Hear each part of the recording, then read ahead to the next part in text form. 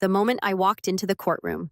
My mother smirked like she'd already won. Seconds later, the judge went pale, whispered, "Dear God."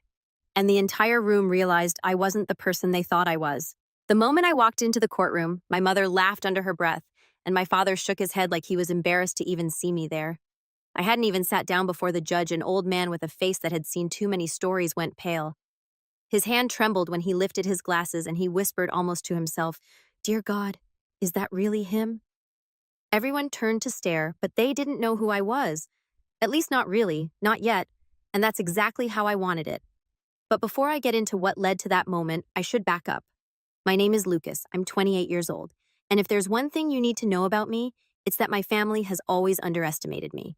Not just a little, not just in those casual ways families sometimes dismiss the quiet kid. I mean, they went out of their way to make sure I felt like nothing. My older brother Matthew was the golden boy, perfect grades varsity athlete, always introduced at family gatherings as our pride and joy. My younger sister Claire was the princess adored by my parents, spoiled with gifts, protected like she was fragile porcelain. And me, I was the middle child who became invisible unless they needed someone to mock. Growing up, I got used to sitting at the table listening to my dad praise Matthew's basketball scores or my mom fuss over Claire's grades while I silently poked at my food. If I tried to speak up, someone would cut me off. "Not now, Lucas." Or worse, my dad's favorite. "You just wouldn't understand." My own thoughts were background noise and my parents' perfect narrative. Even at Christmas, the gifts told the story. Matthew would get a brand new iPhone, Claire a designer bag, and me a clearance sweater, usually the wrong size. My mom once even said, "Well, you never care about this stuff anyway," like it was a justification for her own neglect. But here's the thing. When you spend years being treated like a shadow, you start learning to observe. I watched everything. I noticed patterns. I saw the way my brother bragged but never actually followed through. I saw how my sister's sweetness was more calculated than anyone wanted to admit. And most of all, I saw my parents' blind spots. They assumed I was dumb. That gave me a kind of freedom they didn't realize. I had space to think, to plan, to work on my own life without them hovering. It hurt too much to be ignored. But in a twisted way, it gave me the quiet I needed to build something they never expected. The disrespect didn't just stop when I became an adult. If anything, it got worse.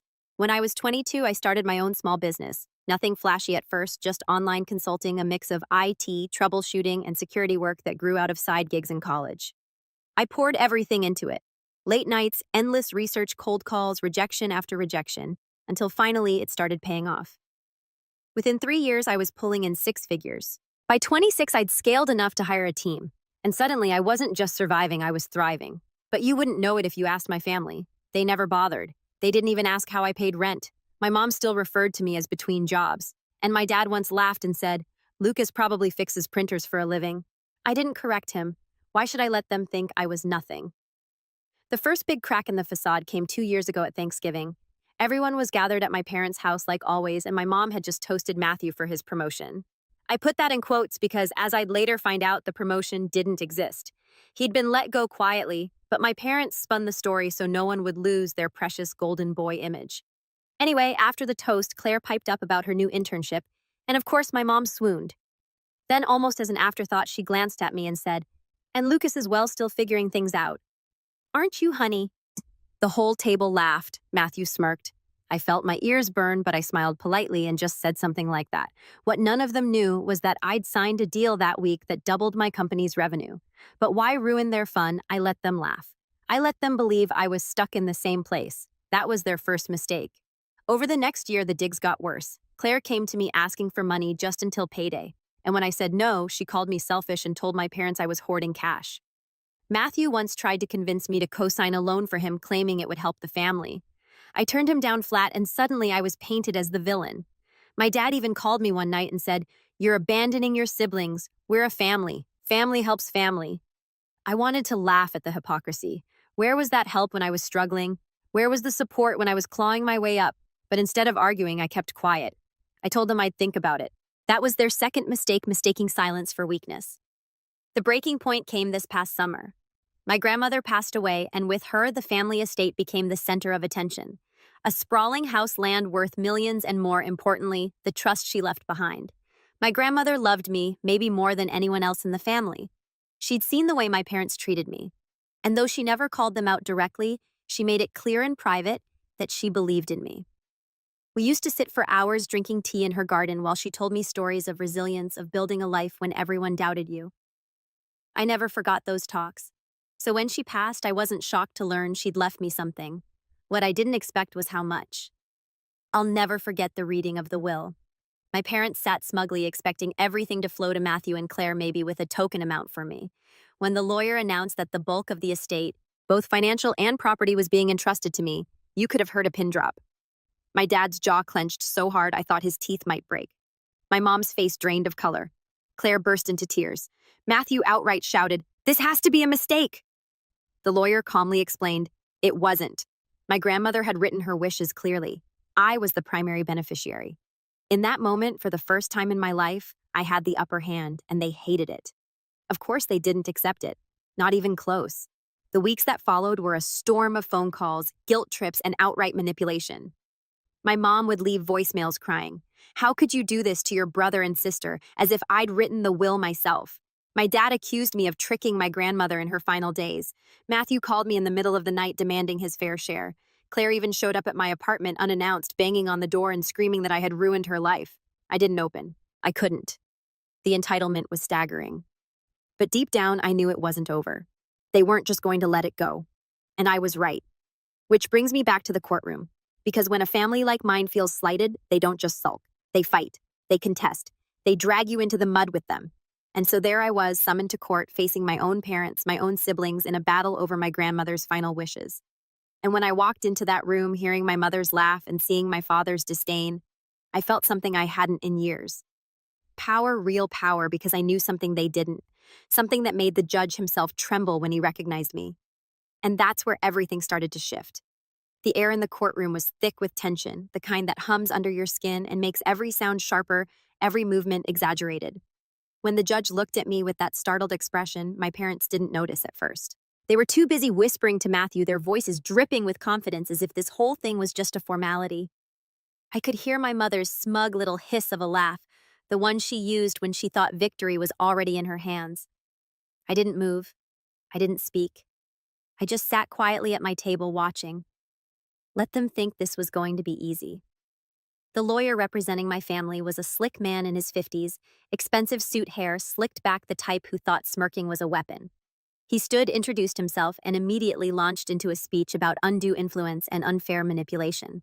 Every word was crafted to paint me as the villain. Me, the invisible son, who supposedly had wormed his way into my grandmother's trust. He even suggested that I'd isolated her in her last years, as if I'd kept her locked away from the rest of the family.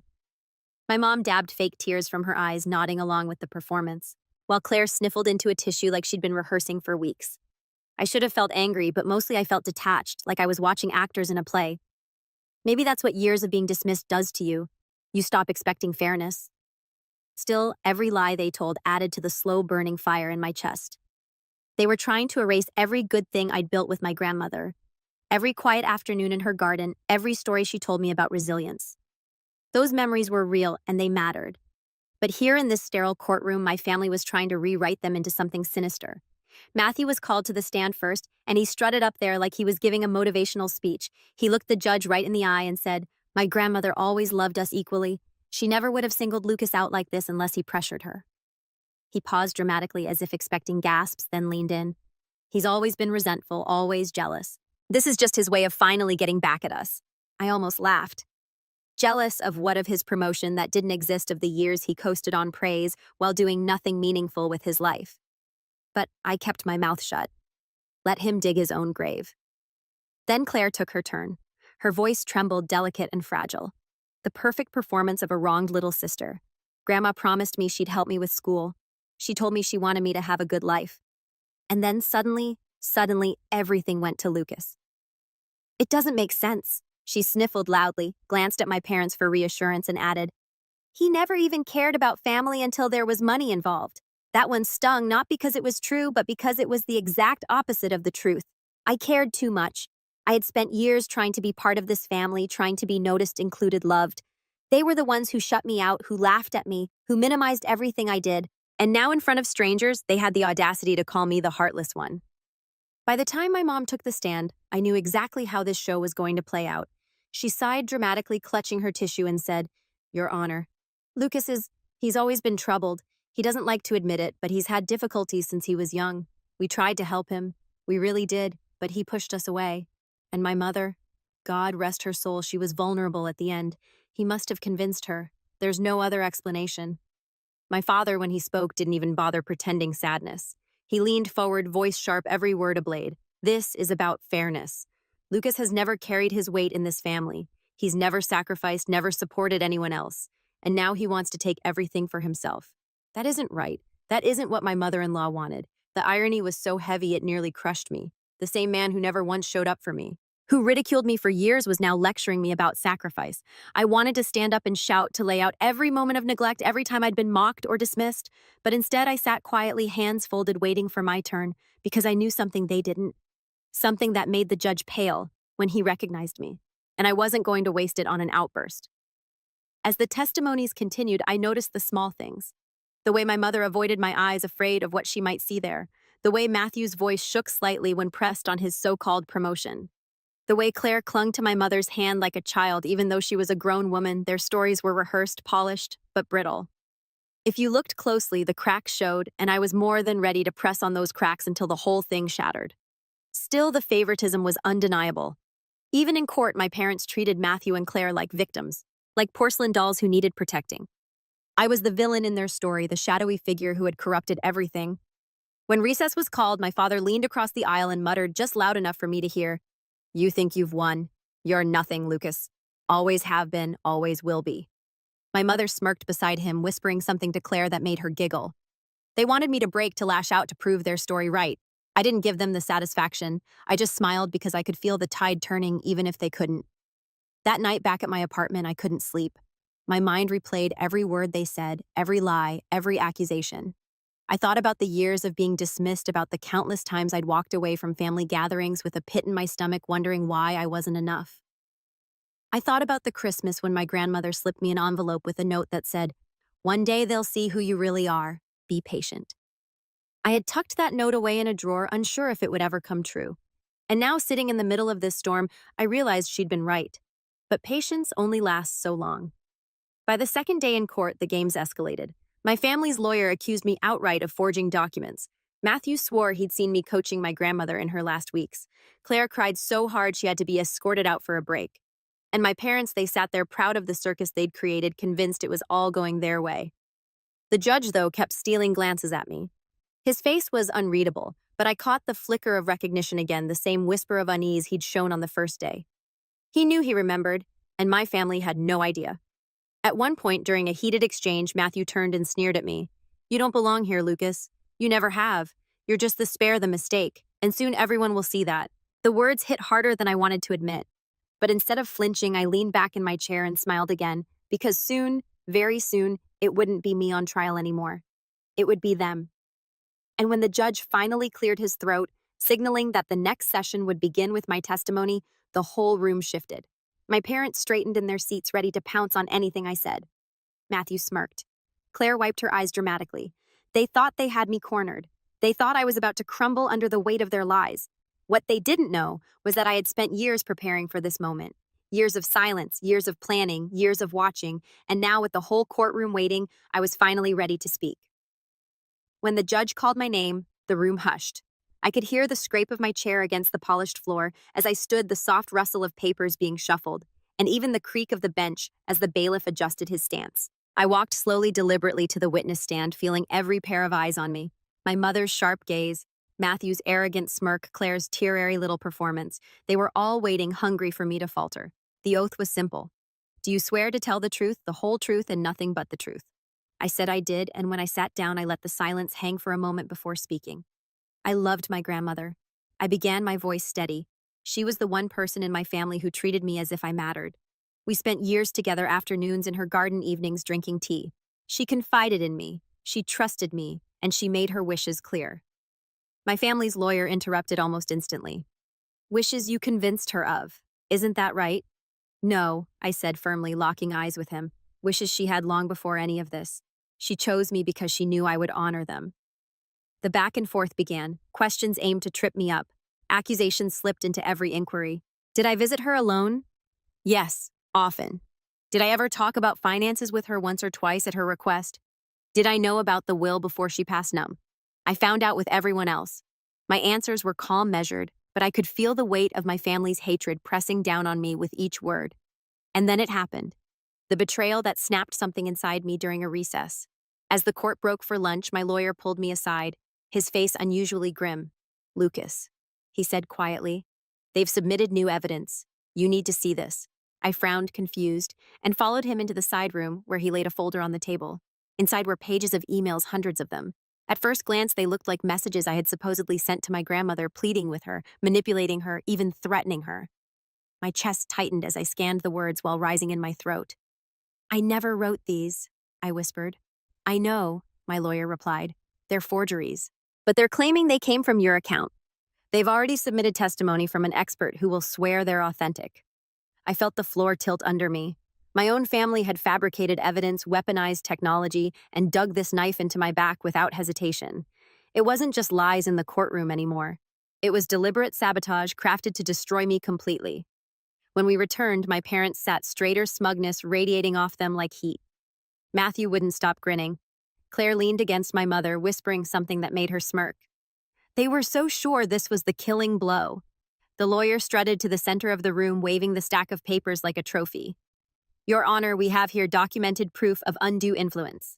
A string of emails written by Lucas to his grandmother in her final months, urging her to disinherit the rest of her family. The language is clear, coercive, and manipulative. He handed them up to the judge, who adjusted his glasses and began to read. My heart pounded in my chest, not with fear, but with a rising fury I could barely contain to watch the man who had trembled at the sight of me now squint over fabricated lies. It was unbearable. The lawyer continued, voice dripping with satisfaction. "You'll see he even goes so far as to threaten withholding care unless she complies. This, ladies and gentlemen, is not love. This is exploitation." My mother gasped, pressing a hand to her chest in fake shock. Claire started crying again. Matthew folded his arms, smug as ever. It was a performance perfectly orchestrated. And for a moment, I saw the spectators in the gallery start to shift uncomfortably as if maybe they believed it. That was the moment the betrayal sank its teeth into me. Not just because of the lies, but because it confirmed what I had feared deep down for years. That my family didn't just dislike me, didn't just undervalue me. They despised me enough to destroy me, to smear me, to twist the truth into something unrecognizable. Blood meant nothing to them if money was on the line. When my lawyer rose to object, pointing out inconsistencies, the judge silenced him with a raised hand. "We will review these documents carefully," he said. His voice was neutral, but his eyes flicked to me again, and I caught the faintest glimmer of unease there. He knew something, remembered something, but the paper in his hand carried weight, and my family knew it. As the session dragged on, I sat in silence while they paraded their evidence. Their expert, a man I'd never seen before, took the stand and rattled off jargon about metadata and server logs. He spoke confidently, but when pressed, his answers were vague. Still, it was enough to plant seeds of doubt. By the end of the day, the whispers in the gallery had grown, strangers muttering about greed, about manipulation. My parents walked out arm in arm, faces glowing with false victory. Claire clung to Matthew, whispering, "We've got him now." I stayed behind, staring at the empty courtroom, fists clenched until my knuckles ached. The betrayal cut deeper than any insult they'd ever thrown at me. This wasn't about inheritance anymore. It wasn't about the will. This was about erasing me completely, about painting me as the villain so they could walk away clean. That night alone in my apartment, I sat in the dark and thought about every moment that led here. The times they laughed at me, the gifts that told me I didn't matter, the holidays where I was invisible. And now this, a deliberate attempt to frame me, to ruin me. My grandmother's note echoed in my mind. "One day, they'll see who you really are." I knew then that the patience she had urged me to keep was over. They had crossed the line. There was no going back. The next morning in court, as I walked past my family, Matthew leaned close enough that only I could hear. "It's over, Lucas. Nobody believes you. You're finished." His grin was wide, cruel, and certain. I didn't respond. I didn't even look at him. I just walked to my seat, calm on the outside, but inside something had shifted permanently because I wasn't finished, not even close. And when the judge announced that the next session would allow me to submit my own evidence, I finally felt the faintest trace of a smile curve across my lips. My family thought their betrayal was the end of me. They had no idea it was just the beginning. When I got home that night after the forged emails were introduced, I didn't bother turning on the lights. The apartment felt colder than usual, empty in a way that pressed on my chest. I sat on the edge of my bed, still in my courtroom clothes, staring at the floor like it might offer some answers. My phone buzzed on the nightstand messages piling up from friends who had caught whispers about the trial, from old classmates who had seen something online, even from a couple of distant relatives fishing for gossip. I didn't reply to any of them. What was I supposed to say? That my own family was trying to bury me alive in lies? For the first time in years, I felt small again, powerless. The same way I used to feel at the dinner table when my voice was drowned out by praise for Matthew and Claire. The courtroom, the judge's pale stare, the whispered gasps when those forged emails were read aloud, it all replayed in my mind like a cruel loop. I tried to sleep, but every time I closed my eyes, I saw my grandmother's handwriting on that note. One day they'll see who you really are. And all I could think was, what if she was wrong? What if they succeeded in twisting everything until even strangers believed them? The following morning, I dragged myself to court with heavy steps. My suit felt stiff, my tie too tight, and the fluorescent lights overhead only sharpened the pounding in my skull. My family, by contrast, looked refreshed, almost celebratory. My mother wore pearls and a light smile, the kind she reserved for when she thought she'd already won. Matthew leaned back in his chair, arms crossed, exuding smug confidence. Claire dabbed at her eyes now and then, but even her grief looked rehearsed. When the session began, the judge announced that the new evidence would be officially entered into consideration. My stomach twisted. Even though my lawyer objected, pointing out inconsistencies in the metadata and questionable chain of custody, the judge simply nodded and said, "We'll allow it for now." The gavel cracked against the wood, and in that moment it felt like my entire case had slipped further from my grasp. The rest of that day was brutal. Every argument my lawyer tried to make was countered by their polished narrative. Every time I thought we'd found a hole in their story, they shifted the focus. At one point, my father even stood and declared, "This isn't about money, it's about principle. My son has betrayed us all." Hearing those words in his voice broke something deep inside me. He didn't hesitate to call me a traitor. He didn't flinch. By the time court adjourned, I could barely keep my legs steady walking out the door. Outside, the reporters swarmed microphones, thrust forward, flashes popping in my eyes. "Lucas, did you manipulate your grandmother?" "Lucas? What about the emails, Lucas? How do you respond to claims you isolated her?" I said nothing. I pushed through them like a ghost and made my way back home. My mind numb. That week was the lowest point I can remember. I stopped answering calls, I ignored texts, I let dishes pile up in the sink, the laundry go untouched. My business partners sent emails concerned, then frustrated, then panicked. But I couldn't bring myself to answer. I was watching everything I'd built teeter on the edge because of lies I couldn't yet disprove. I sat at my desk one night staring at the balance sheets of my company, the numbers blurring together, wondering if I'd lose everything. And in the silence of those nights when the weight of it all pressed hardest, the voices of my family echoed in my head. Matthew's sneer, "You're the mistake." My mother's whisper, "He's troubled." My father's cold pronouncement, "He betrayed us all." Words that cut deeper than knives because they weren't just accusations in a courtroom. They were admissions of how they'd always seen me. But somewhere in that darkness, something began to stir. I don't know if it was anger or survival or maybe the last spark of my grandmother's faith in me, but it flickered quietly at first. A thought, small but steady. They may have cornered me, but they haven't won yet. I started digging through my old files. At first, it was almost mechanical, opening folders, scrolling through documents, revisiting emails I'd saved from my grandmother over the years. I didn't even know what I was looking for. But slowly, as the hours stretched into days, I realized I wasn't just searching blindly. I was retracing a path, piecing together fragments of truth that might still cut through their lies. One night, blurry-eyed at 3 a.m., I found an old email from my grandmother. It was short, just a note about a book she wanted me to read, but it struck me because of the date. The timestamp was weeks after the date my family's forged emails claimed I had already coerced her into rewriting the will. She hadn't mentioned any of it. She was cheerful, clear-headed, entirely herself. I stared at that email for a long time, my pulse quickening. It wasn't enough to overturn their narrative, not by itself, but it was a thread, a crack in the wall they'd built. The next day in court, though, things got worse before they got better. Matthew took the stand again, this time holding back no punches. He leaned into the microphone and said, "Lucas always hated us. He resented every good thing we had. This is his revenge. He's not honoring Grandma. He's punishing us." My mother nodded along, dabbing her eyes for effect. Claire cried again, burying her face in my mother's shoulder. I sat there motionless, feeling the whispers ripple through the gallery again. To them, maybe I did look like the villain. The quiet son, the black sheep suddenly inheriting everything while the golden boy and the princess were left behind. It was a story that almost wrote itself. And sitting in that courtroom, I realized just how far they'd go to make sure it stuck. That night, back in the darkness of my apartment, I felt the weight press hardest again. The thought slipped in, maybe I should just walk away. Let them have it. None of this is worth it.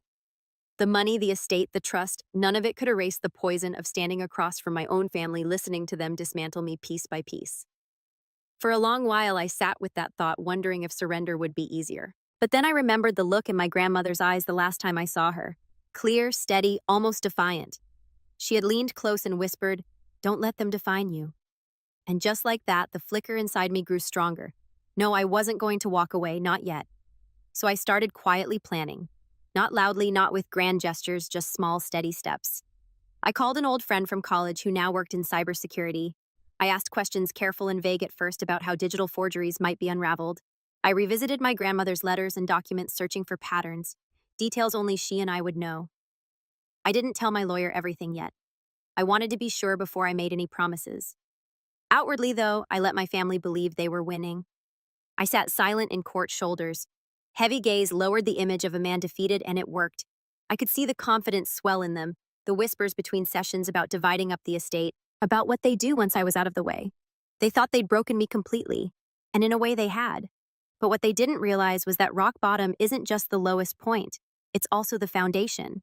And from a foundation you can build. The day the judge announced that we'd moved to closing arguments within the week, my parents smiled. Matthew nodded in satisfaction, and Claire squeezed my mother's hand. To them, the game was already over. But as I walked out of that courtroom, the late afternoon sun blinding my eyes, I felt something shift inside me. The suffering was still heavy, the betrayal still raw, but beneath it all, the quiet beginnings of a plan were taking shape. They thought they'd buried me. What they didn't know was that I was planting roots. The morning after the judge announced that closing arguments were only a week away, I woke up with a strange kind of clarity. The heaviness was still there, yes, but dulled, almost background noise. Something in me had hardened during those sleepless nights of despair. It wasn't hope, exactly. It was resolve. My family wanted to bury me under lies. Fine, but if they thought I'd just stay buried, they didn't understand me at all. I began with small, deliberate steps. That old friend from college, the cybersecurity specialist. I finally told him the full story. I explained about the forged emails, the expert testimony, the way my family's lawyer had paraded them around as if they were ironclad truth.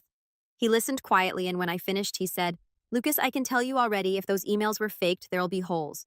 Metadata can be forged. Yes, but real digital fingerprints are almost impossible to mimic perfectly. Give me access and I'll dig." For the first time in weeks, I felt something almost like relief. Not victory, not yet, but the first real crack in their wall of lies. Meanwhile, I forced myself back into the rhythm of my business. I logged into meetings again. Fielded questions from my team, reassured clients. At first, it felt mechanical, like my body was going through motions while my mind was still stuck in the courtroom. But as the days passed, I realized how much I had let the trials swallow me. My company was still thriving. My partners were still committed. My employees still believed in me.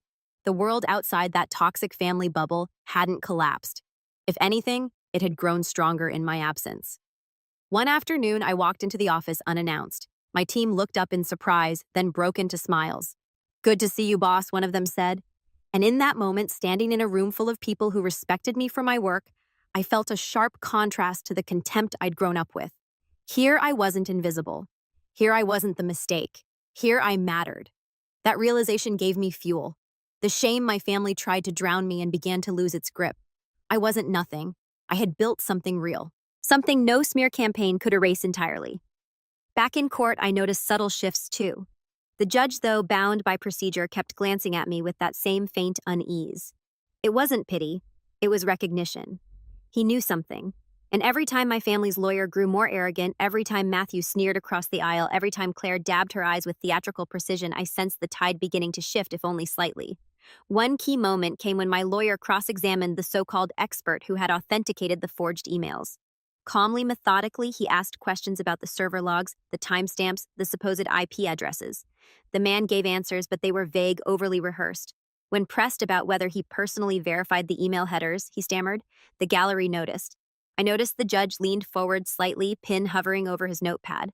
It wasn't a knockout blow, but it was the first dent in their armor. That night, my cybersecurity friend sent me a message. "I found something. Call me."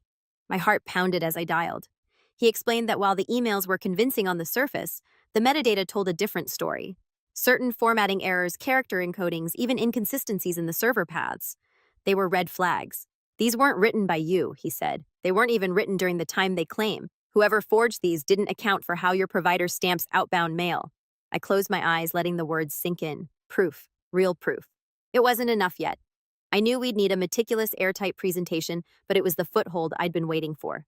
From that point on, the weight on my chest began to lift. I walked into court the next day with straighter shoulders. My family noticed. My mother's smile faltered when she saw me.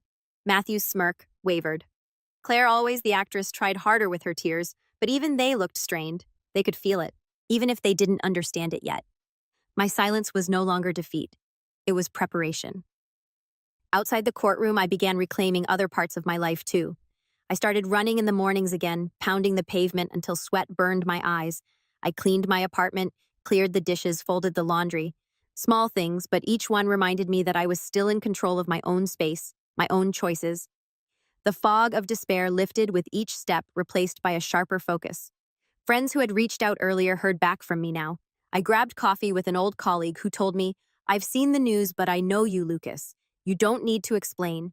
That kind of loyalty, that kind of belief, it was something my family had never given me, and it made me even more determined to fight." In court, the momentum continued to tilt slowly but surely. My lawyer introduced character witnesses, old professors, business partners, even a neighbor from my grandmother's block. They painted a picture of me not as some manipulator, but as the quiet, steady presence I had always been. One neighbor in particular, an elderly woman who had shared tea with my grandmother, often testified that she had overheard my grandmother praising me repeatedly. She said Lucas was the only one who visited without expecting anything, the only one who listened. That testimony hit hard. I saw it in the gallery's faces. I saw it in the judge's pin scratching more notes. And for the first time, I saw my mother's mask crack. She pressed her lips together so tightly they went white. By the end of that week, the narrative had shifted. My family still pressed their lies, still clung to their forgeries. But doubt had been planted. The certainty they once carried began to fray at the edges. And through it all, I stood calmer, stronger. My silence no longer the silence of defeat, but of someone waiting for the right moment. Privately, I continued working with my cybersecurity friend, compiling a report that detailed every inconsistency, every timestamp error, every impossible encoding. It was meticulous, technical, airtight. When I handed the draft to my lawyer, he read through it slowly, then looked up at me with something close to admiration. "Lucas," he said, "this could change everything." And still, I kept quiet in the courtroom. I let my family believe they were winning, that I was cornered, that the forged emails were the nail in my coffin. I sat through their sneers, their whispers, their smug glances because I knew something they didn't, that their entire strategy was about to collapse under its own weight. But beyond the legal battle, something else was rising in me too. A confidence I hadn't felt in years. I wasn't just surviving anymore. I was building, reclaiming. Every run I took, every meeting I rejoined, every late-night conversation with allies reminded me that I wasn't defined by their lies. I was defined by what I had built, by the truth my grandmother had always seen. And as the week drew to a close with closing arguments looming, I walked out of the courthouse into the sunlight and felt something I hadn't in months. Power. Not loud, not flashy, quiet, steady, unshakable, the kind of power my family had never given me, the kind I had forged myself. They thought they had stripped me down to nothing. Instead, they had revealed what I really was. And when the time came, I knew I would show them exactly what that meant. The closer we got to closing arguments, the more the tension in the courtroom turned electric. You could almost taste it in the air like the charge before a thunderstorm. My family carried themselves with the same smug arrogance, but I could see the cracks widening. Matthew's jokes between recesses were forced now, his laugh a touch too loud. Claire's tears came quicker, less controlled, as though the performance was slipping. My mother fussed endlessly with her pearl necklace, her composure fraying at the edges, and my father, always the stern patriarch, snapped at Matthew once under his breath. A sharpness in his tone I'd never heard directed at the golden boy before. They still thought they were ahead, but their confidence wasn't the unshakable wall it had been. It was a mask, and I had spent a lifetime learning to see through masks. Meanwhile, behind the scenes, my quiet plan was taking shape. My cybersecurity friend, his name was Raj, had worked day and night digging through every bite of those forged emails. What he uncovered was more than I could have hoped for. "Lucas," he said one night over a video call, his voice tinged with both excitement and disbelief. "Whoever made these didn't just forge your words. They were sloppy. I found copy-paste artifacts in the source code. And here's the kicker. The machine they came from, it left behind an internal identifier. That identifier traces back to a device registered under your brother's name. For a moment, I just sat there, stunned, staring at the lines of code he shared on the screen. "You're saying," I'm saying, Raj interrupted, "that Matthew was either directly involved or reckless enough to let his own machine be used for this. Either way, we can prove the forgery and we can trace it back to him." The words hit me like a tidal wave. Proof not only that I was innocent, but that my own brother, the golden boy, the pride of my parents, had been complicit in framing me. My hands tightened on the edge of my desk until my knuckles whitened. After everything, the years of mockery, the dismissal, the betrayal, they had finally handed me the very rope I needed to unravel their story. But I didn't rush. I knew better than to reveal my hand too early. Instead, I gave Raj instructions to compile a formal, detailed report line by line, timestamp by timestamp, building an airtight case that couldn't be dismissed as speculation. At the same time, I reached out to another unlikely ally, my grandmother's attorney, the man who had drafted her will. I arranged a quiet meeting in his office away from the eyes of my family.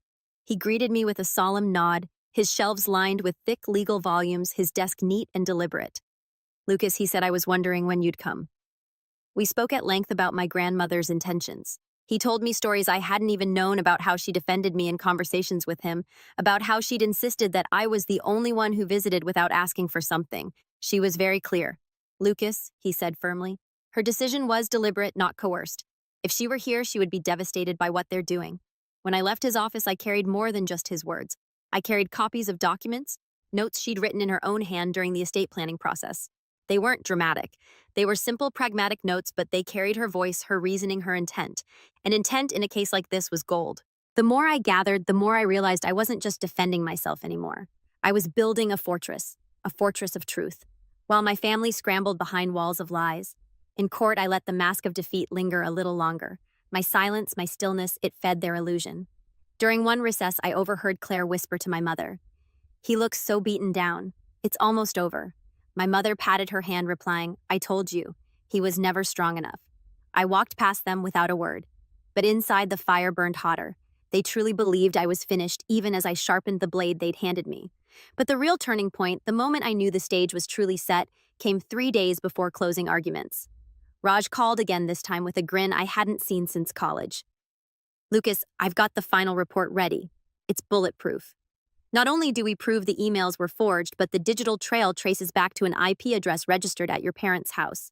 He paused for effect, and the timestamps, they line up perfectly with the nights Matthew claimed he was working late. I felt my chest tighten, but not with fear this time, with exhilaration. They had built their entire case on those emails, strutted into court, waving them like banners. And now I had the proof that not only were they fake, but that the forgery could be tied directly to them.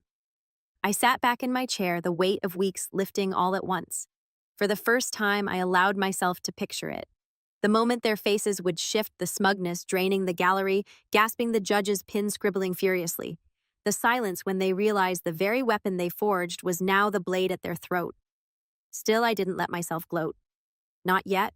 There was work to do. My lawyer needed to integrate Raj's findings into a formal motion. We had to ensure every detail was airtight, every potential challenge accounted for. And while that work went on, I prepared myself in other ways.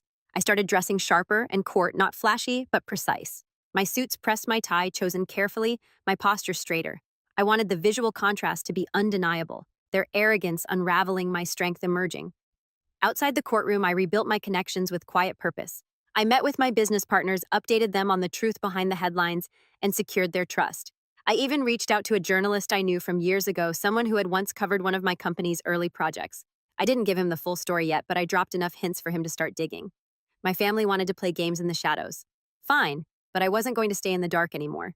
Each night, I went for long walks through the city, thinking about my grandmother, about how she must have known this would happen, about how she had prepared me in her own quiet way. "Be patient," she had said. I realize now that patience didn't mean passivity. It meant waiting until the right moment to act. And that moment was almost here.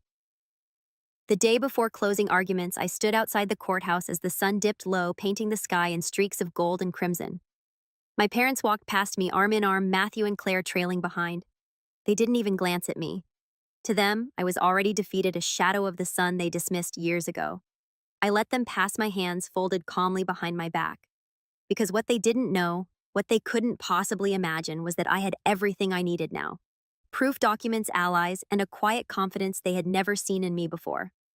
Tomorrow, the storm would break. The morning of closing arguments, I woke up before dawn.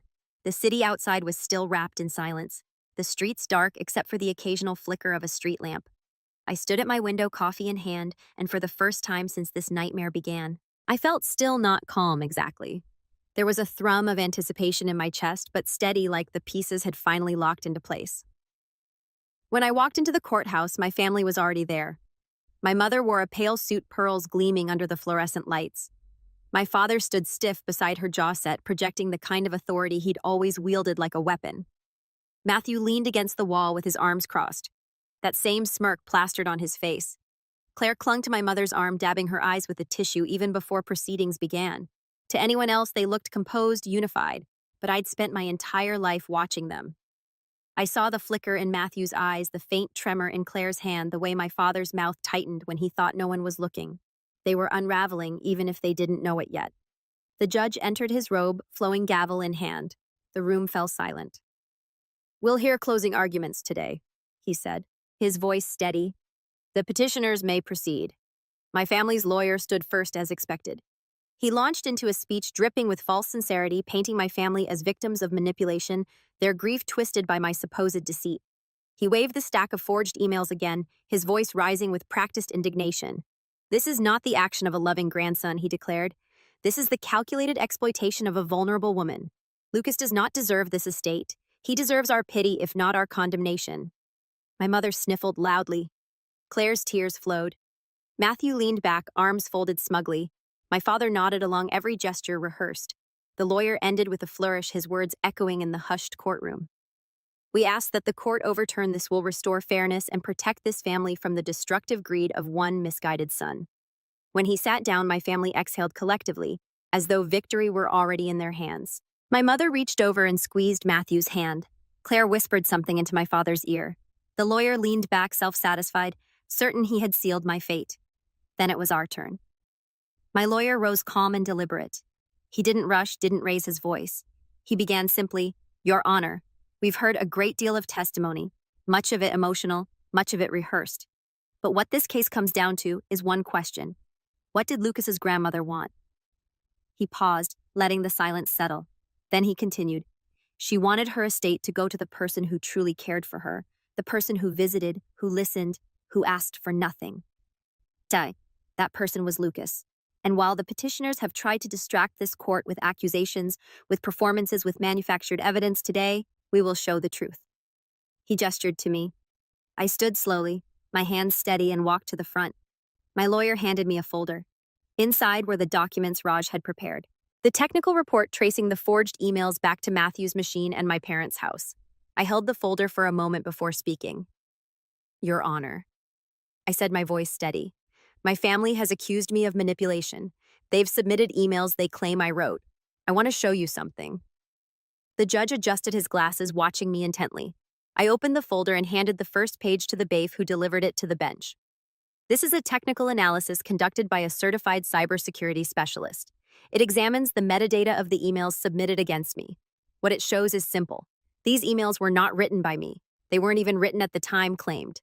The timestamps don't align. The server paths are inconsistent. And most importantly, the device used to create them is traceable. Traceable to a machine registered under my brother's name." The room erupted in whispers. My mother's hand froze halfway to her face. Claire's tissue dropped to the floor. Matthew's smirk vanished, his jaw tightening. My father shifted uncomfortably, his hands gripping the edge of the table. The judge flipped through the documents, his brow furrowing. He glanced at Matthew, then back at me. "You're saying these were forged?" "I'm not just saying it, Your Honor," I replied. "We can prove it, and we can prove where they came from." My lawyer stepped in, then elaborating on the technical details, methodically walking the court through Raj's findings. He explained how the formatting errors betrayed copy-paste manipulation, how the encoding inconsistencies revealed tampering, how the IP addresses traced directly back to my family's residence. He laid it out piece by piece, each point another brick in the wall we were building. The gallery murmured louder with each revelation. By the time he finished, the air in the room had shifted entirely. The smug confidence that had clung to my family all this time was gone, replaced by something else. Panic. But I wasn't done. Your Honor, I said softly. These emails were not just lies. They were attempts to erase my relationship with my grandmother, to turn years of love and trust into something ugly. But she left behind her own words, words that show what she really wanted. I handed forward the notes from my grandmother's attorney, the documents she had written in her own hand during estate planning. Simple words, but clear. Lucas visits me often. He listens. He cares. He doesn't ask for anything. The judge read them aloud. My grandmother's handwriting, her voice carried through ink, filled the courtroom. And for the first time since this ordeal began, I felt her presence beside me, not as a ghost, but as a shield. The silence that followed was deafening. My mother's face had gone pale, her lips pressed tight. Claire stared down at her lap, eyes wide. My father's jaw twitched, the mask of control slipping. And Matthew. Matthew was shaking his head, muttering under his breath. His composure shattered. The judge finally looked up, his expression grave. This evidence is significant. The court will take it under consideration, but the damage was already done. As we recessed, the gallery buzzed with whispers. Strangers turned their heads to look at my family, no longer with sympathy, but with suspicion. Reporters scribbled furiously in their notebooks. I walked past my parents without a word, my steps calm and steady, while they sat frozen, their carefully constructed narrative crumbling around them. For the first time, they looked small. That night, as I lay in bed, the weight that had pressed on me for months lifted. The revenge wasn't about gloating, wasn't about humiliation. It was about truth, about turning their own weapons against them. They had tried to bury me under lies, but instead they had buried themselves. And yet I knew this wasn't the end. Not yet. Tomorrow would bring the fallout, the reckoning. The moment the world would see them for who they truly were. But for now, I allowed myself one small, quiet victory. The image of their faces, stunned and pale as their empire of lies came crashing down. The morning of the verdict, the courthouse was more crowded than it had been on any other day. Word had spread about the forged emails, about the cracks in my family's story. Reporters clustered outside microphones, ready cameras flashing every time someone walked through the doors. The case wasn't just a private matter anymore. It had become a spectacle, a story that people wanted to see resolved. When I entered, I kept my head high. My family was already seated, and their appearance told the story better than any headline could. My mother's face was ashen, her pearls clutched tight in her hand like a lifeline. My father looked older, lines carved deeper into his forehead, his eyes hard but hollow. Claire sat stiffly, her tissue crumpled in her lap, her gaze darting nervously around the room. And Matthew. Matthew looked like a man on the edge of breaking. His usual swagger was gone. He tapped his foot uncontrollably, his jaw clenched, his hands fidgeting with a pin that clicked over and over until my mother snapped at him to stop. The judge entered, and the room fell silent. He cleared his throat, adjusted his glasses, and began. This court has reviewed the testimonies, the documents, and the new evidence submitted. The petitioners allege undue influence, coercion, and manipulation. However, the evidence provided by the respondent has cast serious doubt on these claims. The digital analysis submitted shows clear inconsistencies in the supposed emails, including alterations and metadata linking their origin not to the respondent, but to the petitioner's own residence. A murmur rippled through the gallery. My family shifted uncomfortably. The judge continued, his voice firmer now. Furthermore, the handwritten notes from the decedent herself support the respondent's account. Her intent was clear. She chose to entrust her estate to Lucas, not out of coercion, but out of love and confidence. Therefore, this court rules that the will shall stand as written. The estate is to remain in Lucas's possession. The gavel struck once sharp and final. For a heartbeat, the room was silent. Then it erupted. Reporters scribbling furiously, whispers flying the gallery, buzzing with the shock of it. I didn't move. I sat perfectly still, letting the words sink in. I had won not just legally, but in the only way that mattered. I had defended my grandmother's trust, preserved her legacy, and exposed my family's lies for what they were. Across the aisle, the fallout began instantly. My mother's face twisted, the mask of composure shattering as she hissed, "No, this can't be. This isn't fair." She clutched at my father's arm, her voice rising until the bailiff had to approach, warning her to calm down. My father sat rigid, his lips pressed into a thin, bloodless line. His eyes bored into me, but there was no triumph left in them, only rage. Quiet, simmering rage, the rage of a man who had lost control. Claire buried her face in her hands, sobbing loudly, her tears no longer a performance but real this time. "What about me? What am I supposed to do?" she cried, her voice breaking. But it was Matthew who fell the hardest. He stood abruptly, knocking his chair back, his voice cracking as he shouted, "This is a lie. All of it. He manipulated everything. He must have hacked something." His words stumbled over themselves. Incoherent, panicked, he was unraveling in front of everyone, the golden boy stripped bare. The judge slammed the gavel again. "Order in the court. Sit down, Mr. Hayes, or you will be held in contempt." Matthew froze, his chest heaving before sinking back into his chair, his face pale, his hands trembling. And me, I didn't say a word. I didn't need to. The truth had spoken for me. As we left the courtroom, the reporters swarmed. Microphones thrust forward, questions shouted. "Lucas, how does it feel to win? Lucas, what do you have to say about the forged emails? Do you plan to press charges against your family?" I didn't answer. I just walked calmly through the crowd, the sunlight spilling over me as the cameras flashed. Behind me, I heard the chaos of my family's exit, the shouts, the sobs, the desperate attempts to cover their disgrace. But their voices were drowned out by the roar of the crowd, by the truth that had already taken root.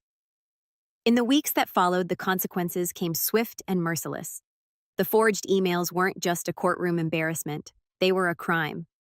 Raj's report was handed to investigators, and soon Matthew found himself under official scrutiny.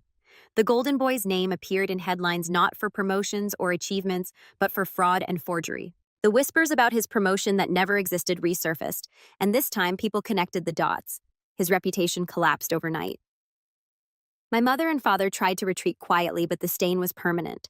The whispers in their social circles grew louder about the lies, the courtroom theatrics, the attempt to frame their own son. Invitations dwindled. The respect they had clung to for decades evaporated. And Claire. Well, Claire discovered quickly that crocodile tears didn't pay bills. She had counted on the estate to fund her plans, her lifestyle, her safety net. With nothing coming her way, she was left adrift. I didn't gloat. I didn't call or write to rub salt in the wound. I simply moved forward.